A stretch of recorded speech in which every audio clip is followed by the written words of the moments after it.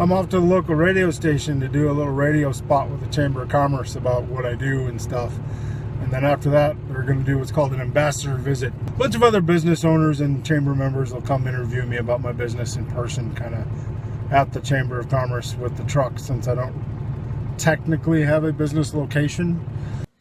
All right. Thank you and good morning. We are back on Morning Talk Magazine, and it's Wednesday, so that means Lisa Workman from the Fergus Falls Chamber of Commerce is joining us again. Good to have you along. I feel like I should have like a theme song, but I don't sing, so we're not going to do that. Okay, well, you are more than welcome if you'd like. I got the old Merv Griffin song. Yeah, yeah, why not? Why not? I think you should. I think you feel free to sing. Yeah, break into song at any We want time. to keep our listeners, That's right. not have them like turning the volume completely off. That's right. Well, as we do every Wednesday, we get to meet another member of the Chamber of Commerce, and we're delighted we have a repeat guest, and he said it's going to be a little bit easier this time than the first time you were here. You're kind of nervous, and so we're glad to have you back, and I'll let you do the intro. Yeah, so we're just happy to have a new member of the Chamber, kind of a new modified business. Will Beatty is here with Will Beatty's. He's got mobile welding and blacksmithing. So, Will, I probably didn't name the business the correct order of the words, but maybe you should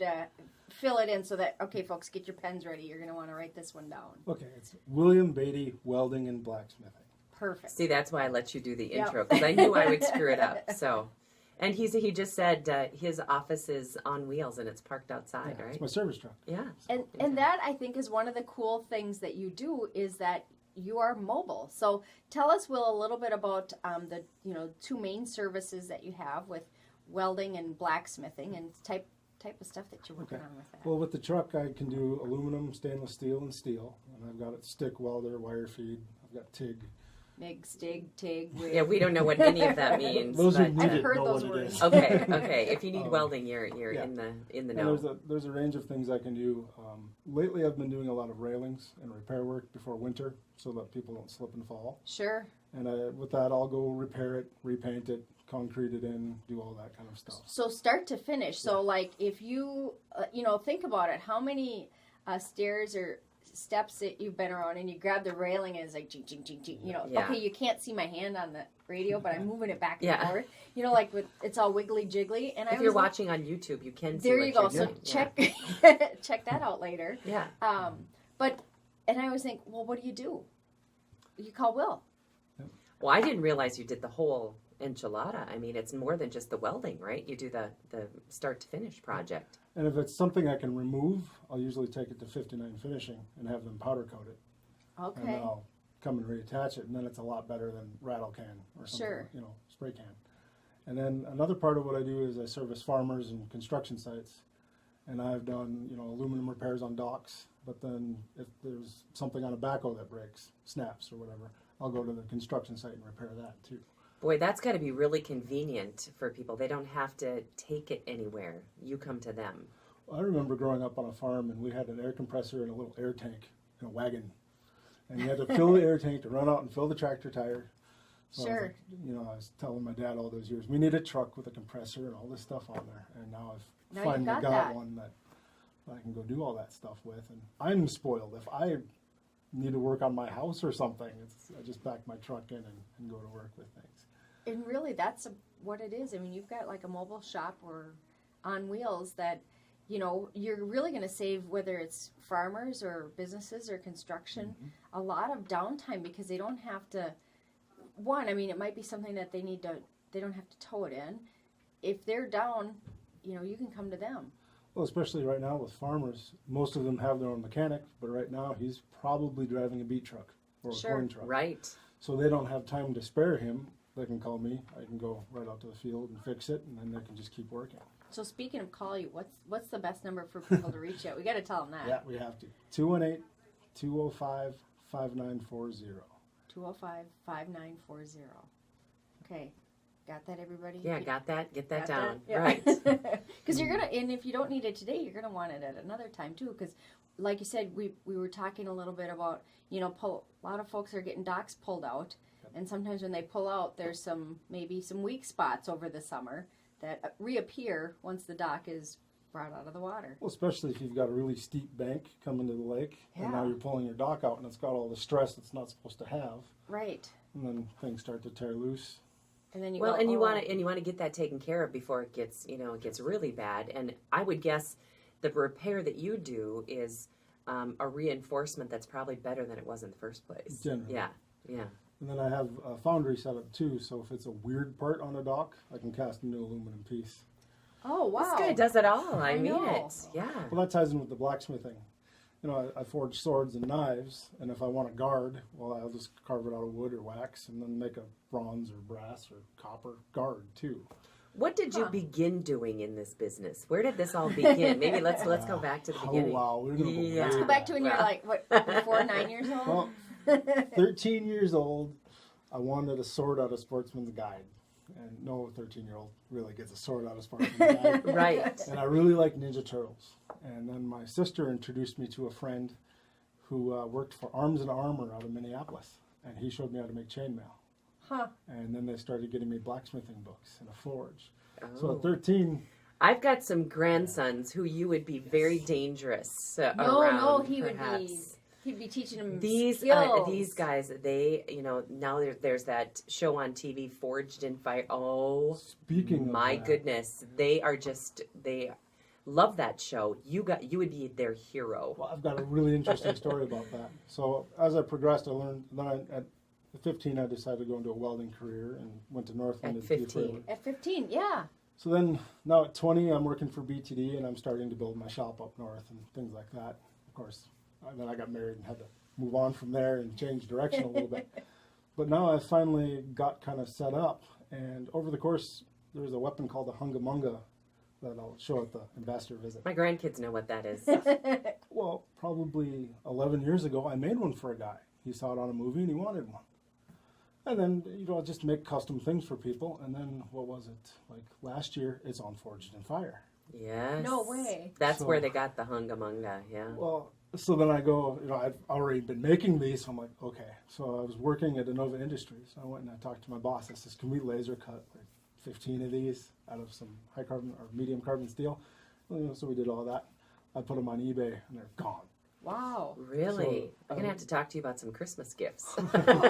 Wouldn't you be Grandma of the Year? Ooh, I would. Well, so I've been making these things, and then another type of that weapon, they're throwing knives from Congo and Central Africa. And they're used for warfare and elite On second warriors. thought. Yeah, just getting into that. Well, then I made another style that a guy kind of wanted, and within a week it was on that show, No and I already had them on kidding. eBay, and they were gone Wow. overnight. That's a Shango or a Kapinga kind of thing. Those who know, Wow. watch the show fervently, know exactly what I'm Oh talking yeah, about. I've heard all those And- all this terminology. I'm familiar This is all new with. to me. Yeah. I'm like, You need a few Cool. grandsons. Can't make them fast enough. Wow. Going. And then, of course, I have other custom orders. An Indian patah sword. I got the blade for it in the truck. I'll show you on the... we get to see it at the Yeah. ambassador visit. And it's a gauntlet with a 25-inch blade coming out of the... Okay, who is using this stuff and for what? That scares me. Well, here's the, a lot of people like They history. collect that stuff. Yeah, And it's- sure. And a lot of these are antiques that you can't really find. So they bring me these old manuals or museum pictures, and I make them what they want for... Because... Wow. A few years ago, HEMA, Historical Martial Arts. I'm probably messing it up. That's all right. we're with We you.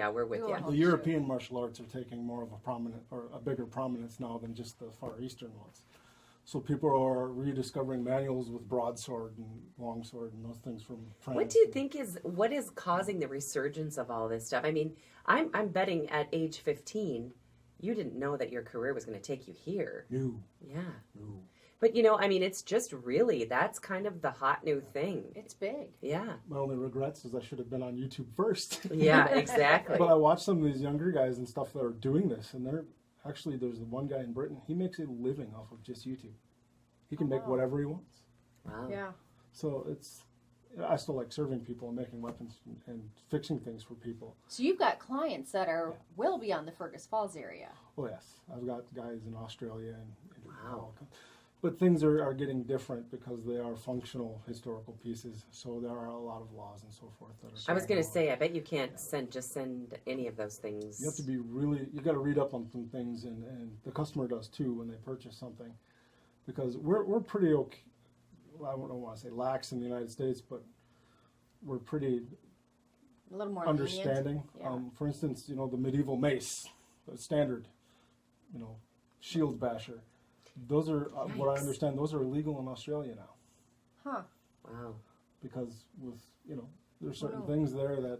Well, I wouldn't have thought that you have to be careful about the things that you're making or people are ordering or, Extremely. yeah. And with anyone, there's a potential to do some damage with it.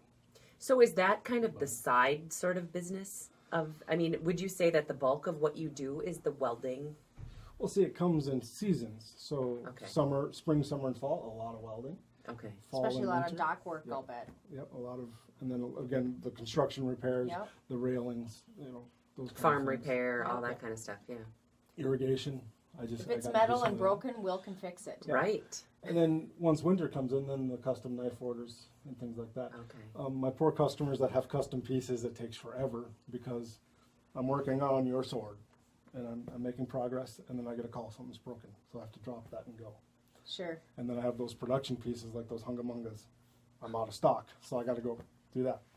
So I'll have somebody's project in the forge. I'll have 3 things I'm sharpening for the production pieces, and then throughout the day I'm leaving to go fix things and coming back and or going to get supplies. And then I have to stop, edit video for the YouTube channel, which is growing amazingly. And then Wow. and then I have to, I'm one guy, and then I do all the accounting, all the billing, so. Yeah, so you don't sleep at night then, probably. Okay. Well, and then we should talk too. He's got a newborn. oh, well, so no wonder you don't first sleep time at night. daddy. Oh, good. Well, that's I love exciting. So hey, mama. Yes, and hi, son. Yeah. Liam. Okay. He's a really good kid, but he was also actually IUGR, so he wasn't growing anymore, so they had to take him out at 38 weeks, which was full term and everything. But then, boy, now he's 10 ounces a week. Oh, Wow. attaboy. He's just growing like crazy. And I put him in a video, and I called him my new production manager. I can't just come in the house, bellering or hollering that I need to get on this phone call or do this, because he's like, oh, baby, Yeah. whoops.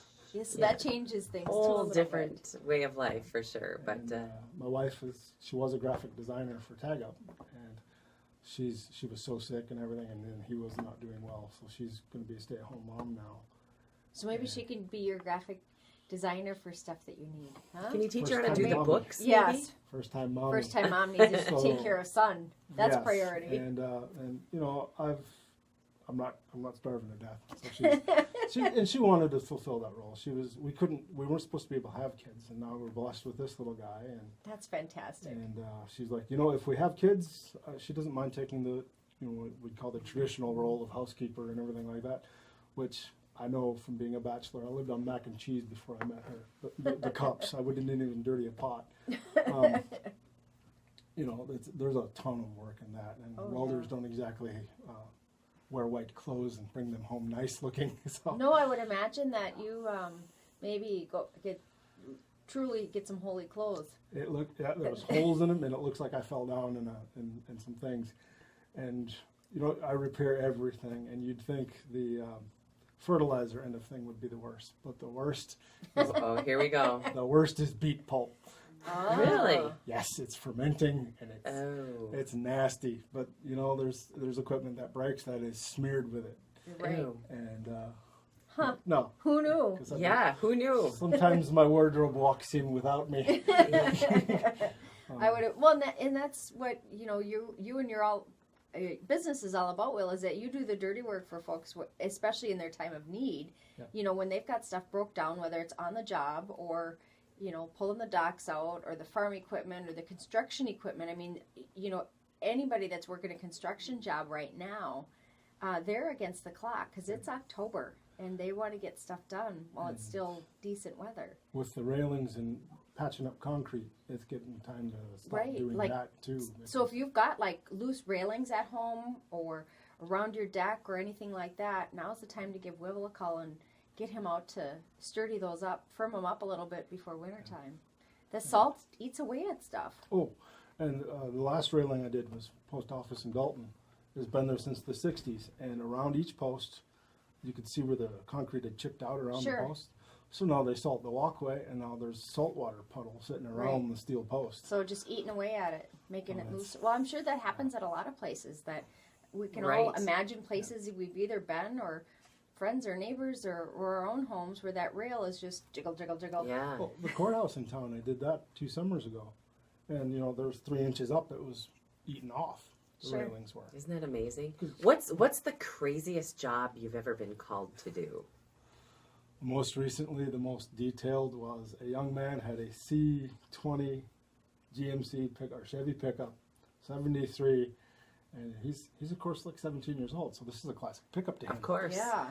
And the floorboards were gone, the rocker panels were gone. Oh boy. So here he calls in his friend Will with a service truck to do body work. Oh my goodness. Now You need to create a floor. Oh wow. That is, Were you Yes. able to do it? yes. The interesting thing is I know there's a future for 3D printing with welding. Oh. Because Sure. I've actually 3D printed a floor in a rusted out Chevy. Oh. I mean, you grind it back so far and there's still rust. Sure. Rust. And then you get something that's close to good. But you kind of have to actually Yeah, you gotta have something to weld it onto. zap it until it turns into steel again. Wow. I bet he thinks you are just I hope so. Like a savior. superhero. Yes. No kidding. I try to do the job Like right. Thor. I don't like to take shortcuts and things, but sometimes Is there ever a job that you say, "Oh, this probably I'm not sure I can do this. Maybe there's a different fix for it, or maybe there Or isn't is a he fix that at all." you're that I've guy? learned my limitations. Yeah. There's a man from down toward Alec, can't remember the town right now, but it's slack painting, and he repaints water towers. And he goes up, and of course, when they scour the paint off, they find all kinds of damage. Sure, 'cause rust it's and how long holes did, and- nobody maintains Right. those up there. Right. So there's flanges and gussets and all these things. And he says, "Will, okay, will you go weld this on top of a water tower in South Dakota?" He says, "It's maybe 80 feet high. It's Eh. close to 160 feet high. Oh. I'm scared of heights." Oh my. Did you do it? I tried. I grabbed my nephew. He's only about 5 years younger than me. We jumped in the truck. We went to South Dakota, and there's a spider basket. It's this little bitty basket, a cable about the size of your pinky. And we Yikes. both climbed in that, and it was about a 45 mile an hour wind, and it was about 50 degrees. And we climbed in there, and I taped all my leads together to go clear to the top of this tower. Borrowed some other leads and all kinds of things, and we get up there, and they tied this thing off to the bottom of the catwalk. And my truck Yay. looked like a Tic Tac box. And this is a really funny story. My nephew happens to be atheist, and I don't sing, but I was singing hymns all the way to the top, and he was when I stopped singing, he got nervous. So I don't know if he was at a verge of conversion or if he's just like, did he faint? He's heavier than me. Oh, my You know, that goodness. kind of thing. But I get up there, and I've had so many shoulder operations from wear and tear. I can't I got to climb out of a basket, and it's about 8 feet over the top of the railing.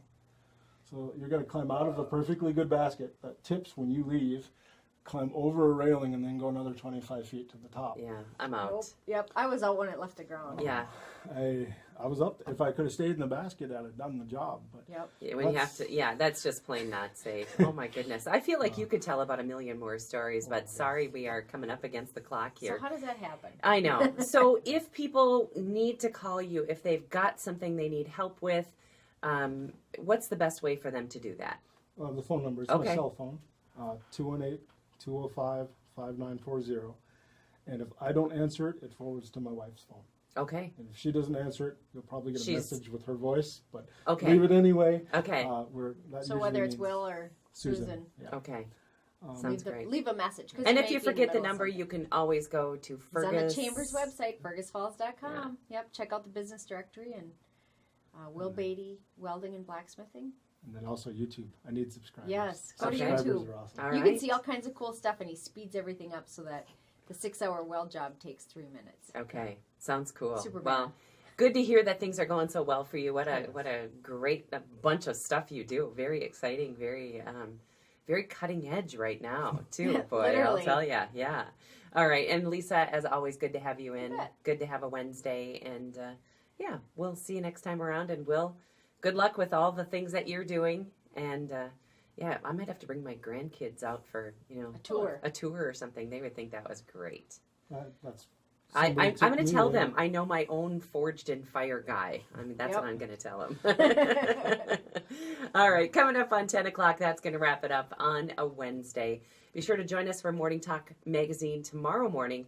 We are going to be talking at 9:40 tomorrow morning with David Semeron from Colette Travel about our fabulous Ireland trip. So if you need a few more details, tomorrow's your day.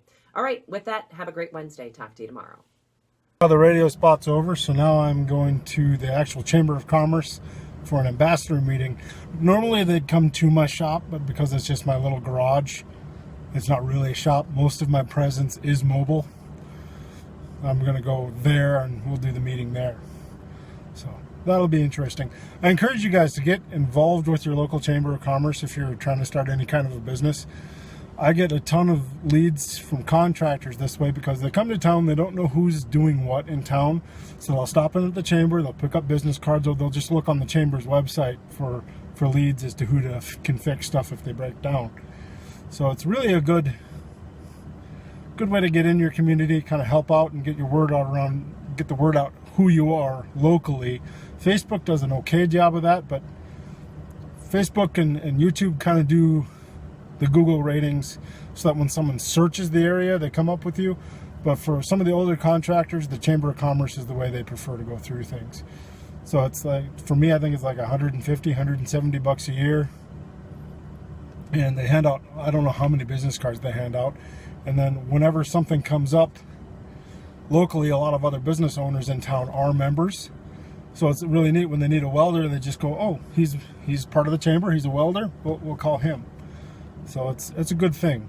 And I'm actually going to maybe look into going to DL's chamber as well because I do a lot of business up there. But I'm off to the ambassador meeting now. Okay, at the ambassador meeting, they gave me my first dollar official. And they gave me a little plaque with my logo on it. And there were several other businesses in town represented. We exchanged business cards. I got another vehicle decal.